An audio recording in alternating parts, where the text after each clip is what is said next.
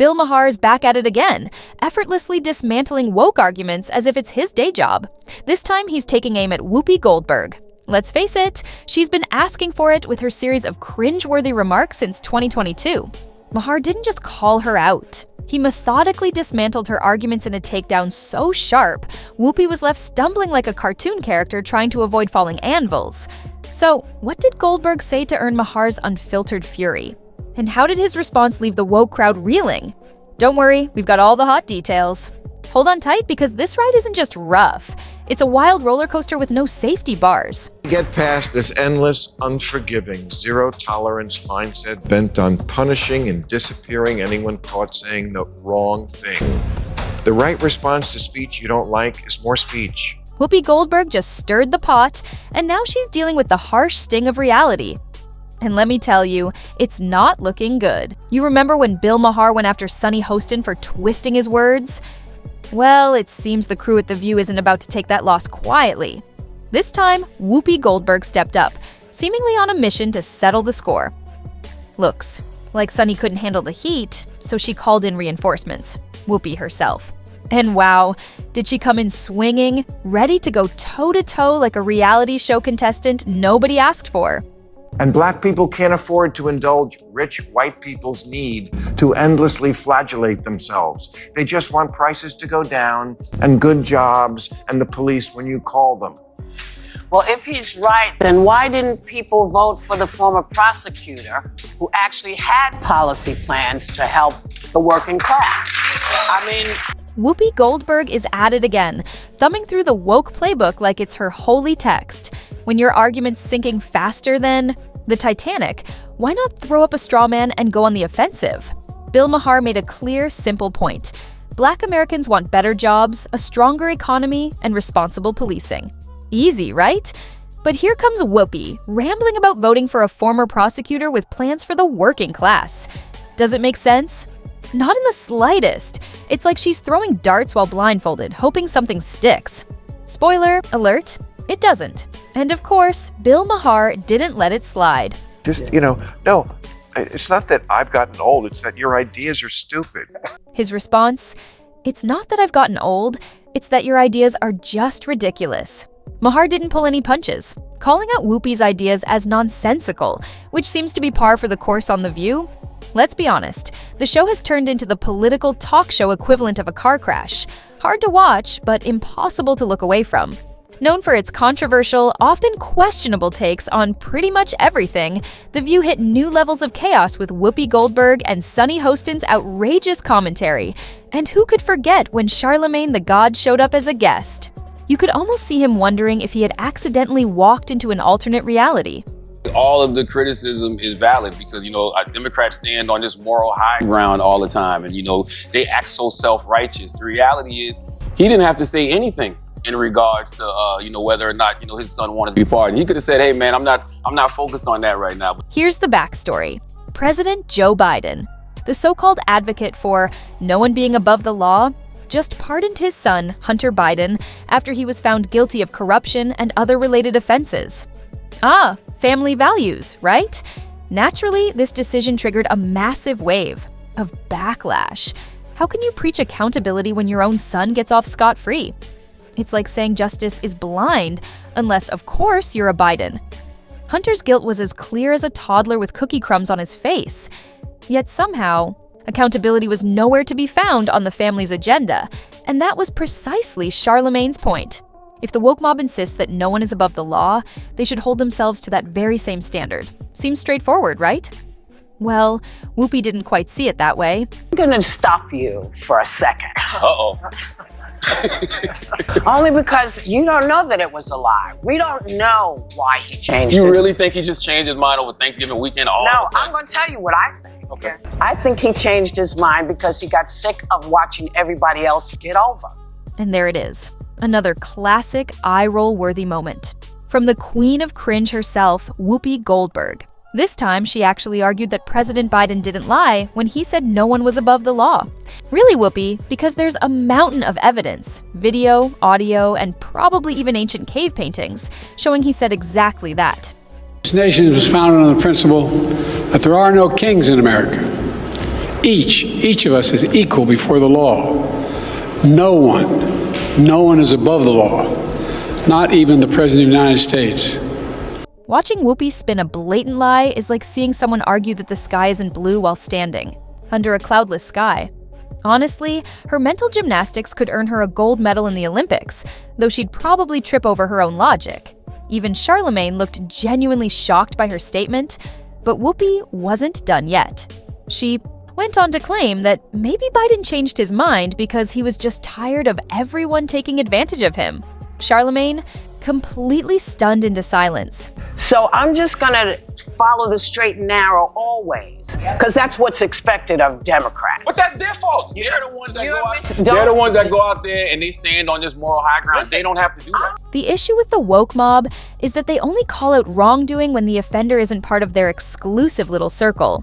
But when it's one of their own, suddenly the outrage turns into quiet excuses, or a case of convenient selective amnesia. Whoopi and her crew might have skated by with their nonsense while Charlemagne was on the show, but when Bill Maher caught wind of their antics, he basically said, "Hold my beer," and delivered one of the sharpest verbal takedowns we've heard in a while. You love to speak truth to power, and we always should, but you have completely lost the ability to speak truth to bullshit. Maher couldn't have nailed it better. The woke mob loves to act as though they're the ultimate truth tellers and moral arbiters, but their double standards were laid bare this time. Hunter Biden was guilty, plain and simple. But because his dad holds the keys to the Oval Office, he walks away scot-free. If this were anyone else, the mob would be demanding their head on a silver platter. But when it's one of their own, justice suddenly takes a backseat to favoritism. It's hypocrisy at its peak, and Maher was right to call it out for what it truly is: a complete farce. The real question is, how much longer will Americans put up with this two-faced behavior? It's not just about Hunter, it's about a system that bends over backward for the powerful while throwing the book at everyone else. Maher's takedown wasn't just timely, it was a wake-up call for anyone still clinging to the illusion of fairness. But here's where it gets really interesting. Maher pointed out that the woke mob often gets a helping hand from the mainstream media. Was it appropriate to bury the Hunter Biden? You're talking about the press doing that? He's saying that's what they did, and that is what they did. They buried the Hunter Biden story before the election because they were like, we can't risk having the election thrown to Trump. We'll tell them after the election. And we know for a fact that that's what they did? Of course, you don't but follow I'm this. saying you know for a fact that that's what they did. I don't know what they did. I know, because you only watch MSNBC. No. The media went to great lengths to downplay the Hunter Biden scandal, working overtime to protect President Biden and derail Trump's re-election bid. Major outlets dismissed the story as Russian disinformation, despite growing evidence, all while silencing dissenting voices. Whoopi Goldberg eagerly joined the chorus, brushing off the allegations on The View, but Maher wasn't having any of it. He called her out for defending the indefensible instead of searching for the truth, tearing apart her excuses and exposing the blatant hypocrisy for everyone to see. Above any matters of politics or what's right or wrong, the one thing I know for sure about America is this: it's run by mean girls.